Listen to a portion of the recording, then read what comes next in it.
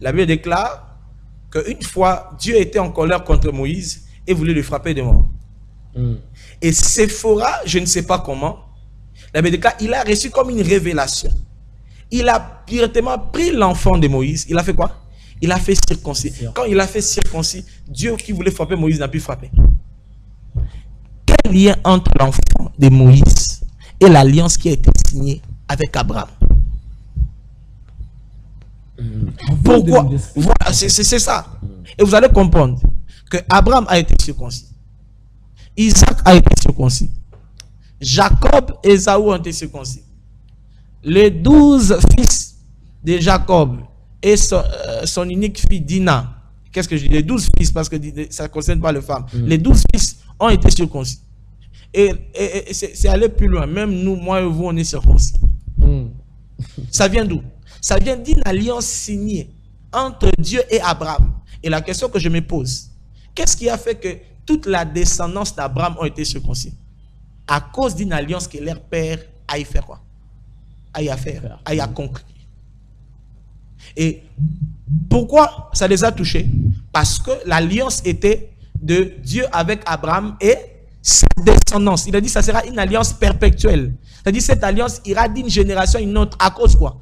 À cause du sang d'Abraham. C'est-à-dire tout celui qui portait le sang d'Abraham, tout celui qui était descendant d'Abraham, il devait être circoncis. Non parce qu'il le voulait, mais parce qu'il porte le sang d'Abraham. Parce que dans le sang d'Abraham a été donné à Jésus, a été donné à Dieu. C'est la même chose qui peut se passer spirituellement dans une famille.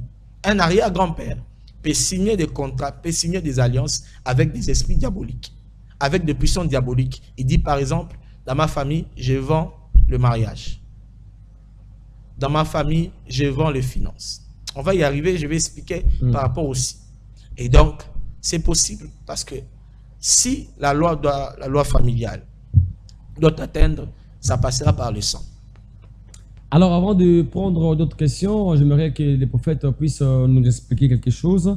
Une question qui me vient ici pendant que vous parliez. Est-ce que le péché peut être aussi une porte d'entrée de condamnation familiale?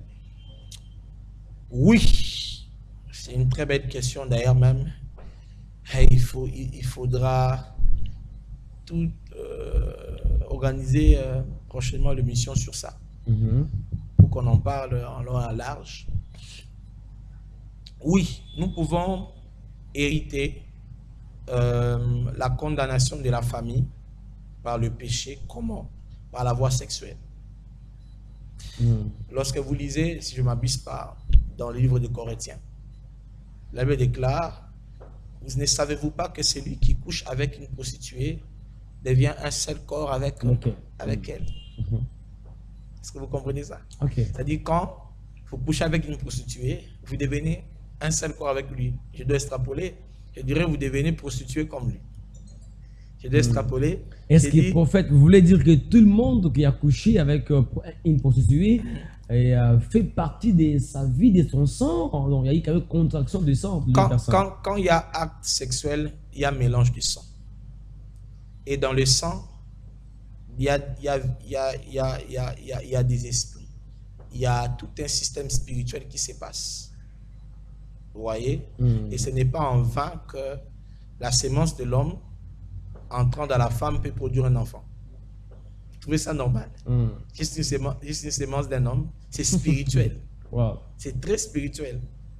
C'est très spirituel qu'une simple sémence entrant dans la femme produit un enfant. On dira biologique, mais moi je vous dirais c'est spirituel, c'est bien programmé par Dieu.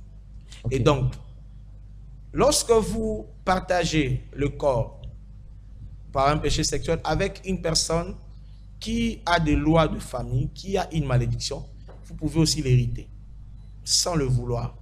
Mais à cause de l'acte, ça peut être un chemin par lequel cette condamnation peut entrer. Mais cette fois-ci, vous n'allez pas vivre la condamnation qui vient de votre famille.